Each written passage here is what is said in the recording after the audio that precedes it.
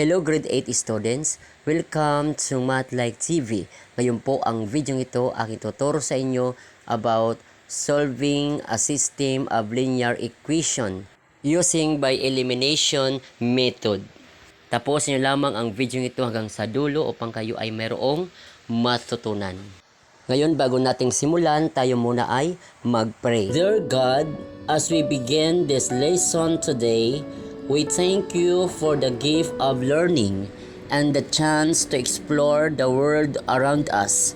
Please be with us, guide our minds, and help us to understand and remember what we learn.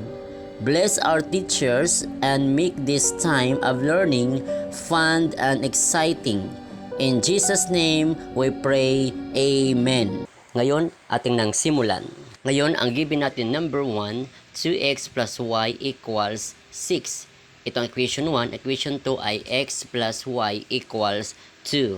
Una, ang ating gagawin to find the value of x, ang gagawin natin, kailangan ating ma-eliminate itong variables y. Okay, so ganito po. Kaya itong equation 2, ating lang i-multiply by negative 1. Ganito po.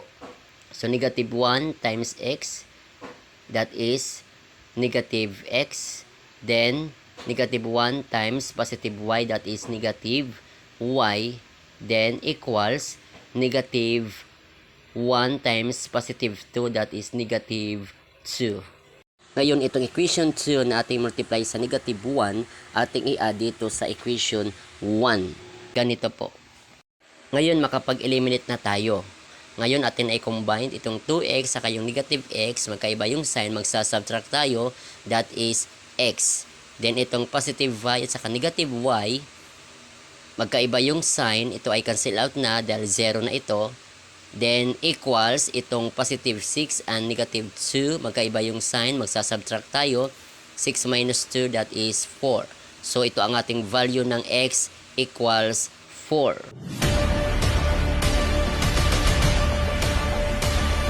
Maybe tonight, you are addicted to any of these vices. You are helpless, but God is more powerful than all of these combined. You can be set free. You can have a new life. You can have your liberty.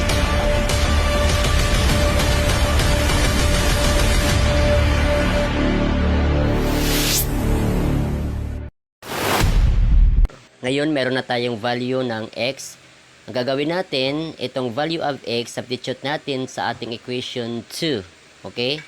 Para makuha natin yung value ng ating y. Ganito po. Yan, atin na substitute. Ngayon, isolate itong y equals, copy itong 2. Itong 4, transpose dito sa kabila, magiging negative 4. Then, copy itong y equals, itong 2, at saka itong negative 4, mag-subtract tayo, magkaiba yung sign, that is negative 2. So, ito ang ating value ng y equals negative 2. Ngayon, check natin. Just go back lang sa ating original equation, equation 1, equation 2.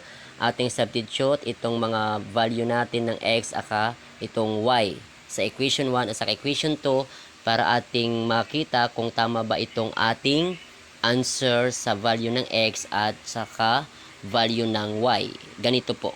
Ngayon naka-substitute na siya. Okay, so ating nang simplify 2 times 4, that is 8. Then next, dahil magkaiba yung sign, positive and negative, 2, follow the rule of subtraction. Just subtract lang po ito. Equals 6. Then 8 minus 2, that is 6 equals 6. Next, ito naman equation 2, ating substitute yung ating mga value ng x saka y. Ganito po. Ngayon, naka-substitute na. Ngayon, atin ang simplify, just copy lang itong 4. Ganon din ito, kaiba yung kanilang sign, positive, negative. Okay, just follow lang the rules of subtraction. Subtract lang natin ito, yung 4 minus 2. Equals 2. Okay? So, 4 minus 2, mag-subtract na tayo.